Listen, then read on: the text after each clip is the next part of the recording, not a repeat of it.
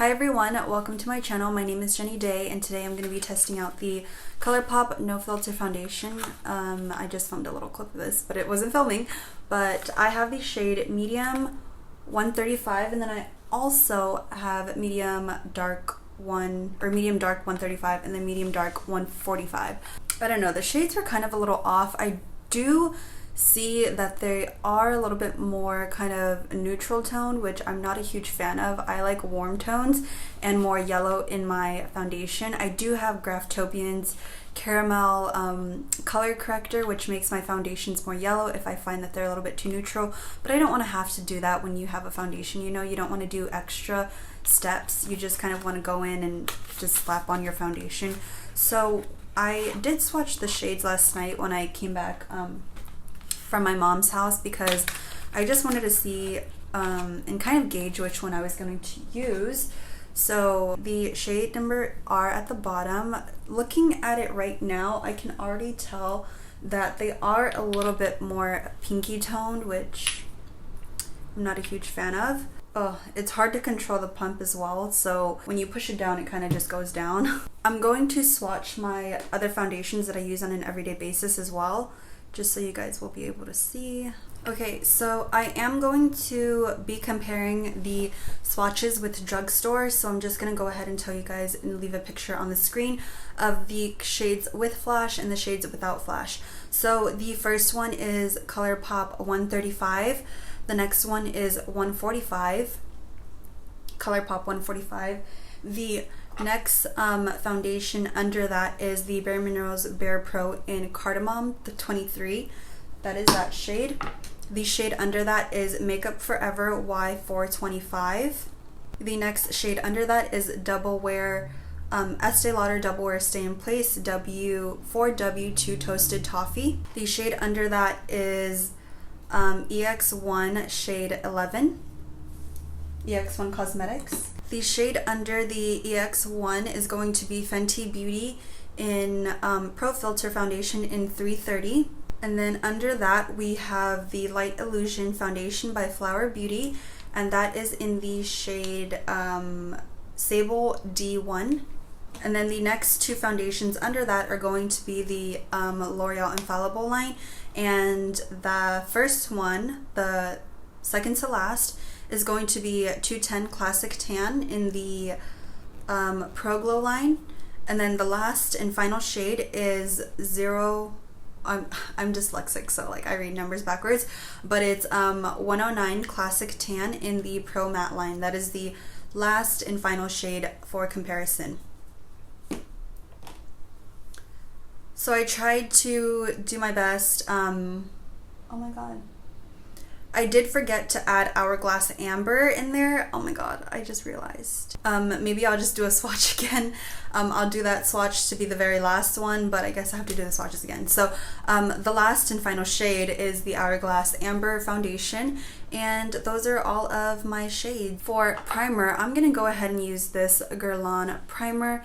It's the L'Or Guerlain primer. There's nothing really on the Made with Pure Gold. There's nothing on the package that really describes anything, but I've tried this before and it made my foundation last all day. It looked luminous and just the most beautiful that my foundation has ever looked. So I'm gonna go ahead and apply this to my face, and I already did my eyes, as you can tell, because this is not an eye tutorial or like a makeup tutorial. It's just a review on this ColourPop foundation. So I really just wanted to test it out. And I'm gonna do the normal things that I usually do when I apply foundation. So if you guys think like, oh, this is like not the way to do it, or it's not gonna look the same, then definitely try it out for yourself if you want to figure it out. But I am gonna do the same routine that I do with all of my foundations, and that is adding a highlighter to make it more luminous. So obviously, as you guys can tell, I will be using Medium Dark 145. I usually have to take something to put it on, so I'm gonna do about 3 pumps. I'm a little like, why doesn't this just come with 1 ounce? Because that's the standard foundation amount, and like ColourPop, like you're charging $12. There's foundations at the drugstore that are less than 12 that actually have 1 whole ounce. So get with it. So I'm gonna go ahead and apply my Temp 2 Liquid Glow. I love this stuff so much. And then for my foundation, I'm actually going to put this down, but I'm going to be grabbing from this and just taking it on my beauty blender, which is what I normally do. So I'm just going to be holding my e.l.f. mirror and I'm going to be dabbing into the foundation. And I'm going to just go ahead and apply it. Already, I can tell that it has really, really pink undertones, which, I mean, against my skin, it's not going to look the best. And that kind of sucks, but we'll still try it out. It doesn't match my neck, but it does match my shoulders. So I'm gonna add just a little tiny pump of 135. So I'm just gonna go ahead and dab it on. Mixed in with 135, it made it a little bit too light. I'm gonna just go and do the same on this side as well. This claims to be matte, so I would definitely recommend to mix it with an illuminator, because I personally don't like matte foundations, but if I do use them, I do have to put them on a palette and then mix it and then like spread it out and then just apply it to my face, because if I don't do that, then I'll just have like a spot that dried on my face and it just won't look good. I still see some blemishes on this area, so I'm gonna go in with the second layer and just try to cover it. So looking at this foundation just straight on right now, I can just say that it is super, super pink. I don't know if this claimed to be neutral or what, but it just looks incredibly pink on my skin. I'm not saying this to like be racist or anything or like biased, but like Asians have more of a yellow complexion to their skin and to their undertone. When you see people mix foundations, or if you see like a ColourPop behind the scenes in the lab or something, yellow is always a color that they add into the foundations. It's one of the main primary colors, along with red. And this has a lot of like red undertones. I'm not really liking it. I think that it looks pretty good on the skin. It is drying pretty matte. I do see like all of my pores and everything, and usually with a matte foundation I wouldn't really have to put a pore filling primer on, even if I do use illuminator, but it is showing through a little bit, which doesn't really bother me too much, honestly. It is what it is, because I do end up going with concealer and everything. So I'm going to just zoom you guys in so you guys can see what my skin is looking like, because this does have like a smoothing filter on it. So this is the coverage that I got. I used 3 pumps of the 145 and then 1 pump of the 135. So 4 pumps in total. And I still have quite a bit of foundation on this, if you guys can see. But yeah, that's what my skin is looking like. You can still see my blemishes, so I wouldn't consider this to be full coverage by any means. So the 2 concealers that I use is the Bare Minerals Bare Skin, along with the ColourPop Golden 40, which I think the shade now is Medium Dark 32. I got that wrong in my other ColourPop video, which I will leave linked up top if you guys are interested. But I did mix up the shades a little bit, so I am sorry about that. But I do concealer comparisons with the colors. So if you guys want to check it out, I will leave a link up top. So I'm going to use Golden 40 to just highlight my face. And I do really like this concealer. I find that it is pretty creamy and it lasts all day. It's a little bit less dry than the Tarte Shape Tape, which thank God, because Tarte Shape Tape, I cannot use that concealer, and I know a lot of people love it. I'm going to go ahead and blend out my concealer, because I also have the No Filter powder. This is just the loose powder, which I'll use as well. Just by blending it out, I can tell that the concealer is a lot more yellow toned than the foundation, which kind of clashes with the look a little bit, because it's not like an even tone. I don't really like using like neutral concealers and then using like a warm foundation. It just looks really off, and you'll be able to tell. Going to go ahead and cream contour like I normally would. And for my cream contour, I just use the Bare Minerals 16 Hour Wear Full On Coverage Concealer. I think that's the name of it. And it covers everything. It adds a little bit more coverage while also contouring my face. Before I go in with the under eyes and like pat it out and everything, I'm just going to take the No Filter powder. No Filter setting powder. And I didn't get the pressed powder just because I don't really care for pressed powdering. I don't really do that throughout the day anyway, and I don't do that when I am doing my makeup, so I didn't feel the need to get it. So if you guys want to see someone else review that, feel free. But I got the banana shade because I love banana like powders.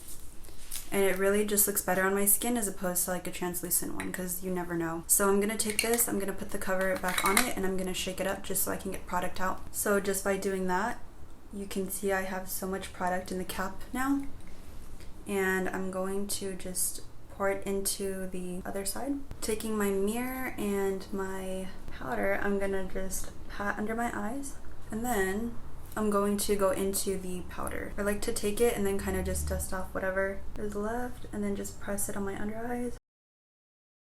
This powder oxidized or dried down, or is just getting darker with wet products, because already I can see that I don't have the highlighting effect anymore. I'm just gonna go ahead and apply it around here.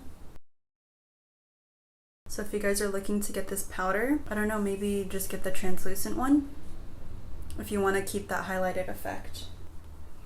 I'm sure this will be fine for just setting the whole face, which I will be doing to kind of counteract this pinky tone that I have here. So let's see if that helps at all. And I do have dry skin, but being that I used a certain primer and certain techniques to kind of make this foundation work, I can do this because I've been doing this quite a lot actually.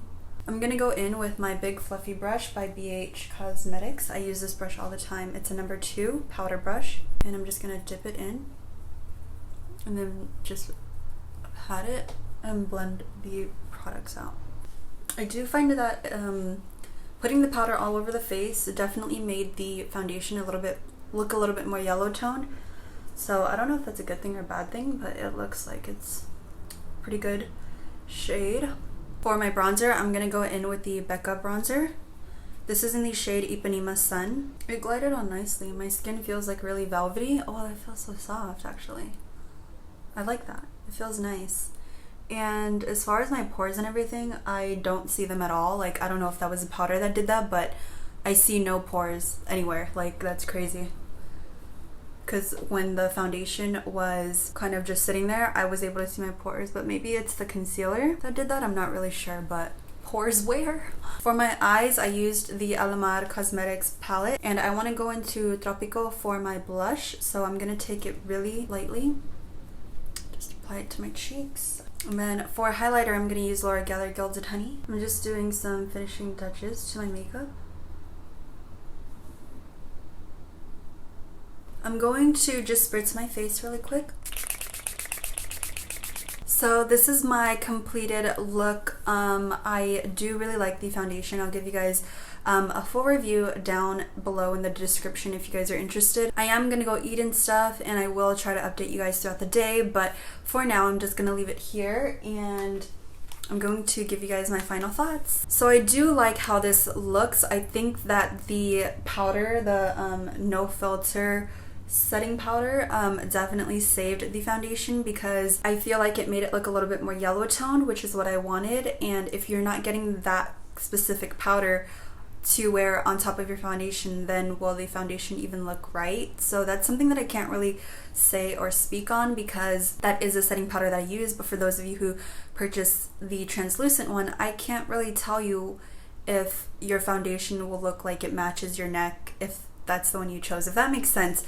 But it does look good. I do like it.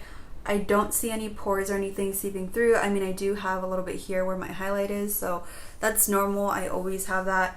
I do have a little dent in my face here from when I had super bad cystic acne. And that's just that. That's like a scar. It's never going away unless I get it filled or lasered off or something, whatever. But that's not happening anytime soon. So it looks really, really good. I see around my nose it's starting to crease. So I just pat it in a little bit, see if that helps. And it feels like velvet. Like, it feels so nice. Like, I really like how the powder feels on my skin. So that's just another note. It felt better after or before I said it actually, but I just wanted to mesh everything together. So it does feel really nice. I do really like it. I like how it looks. And yeah, those are my final thoughts. I will, of course, leave down how this wore throughout the day, whether or not I liked it, where it creased, whether it looked super cakey on me. I would try to add a few clips. I think I'm finally home now, so I do have a few errands to run and I am going to go out for dinner. So I'll give you guys kind of an update. Hopefully I am able to add some clips in here. If I'm not, I do apologize, but that's all for now. I love you guys and I will see you guys in my next video. Bye.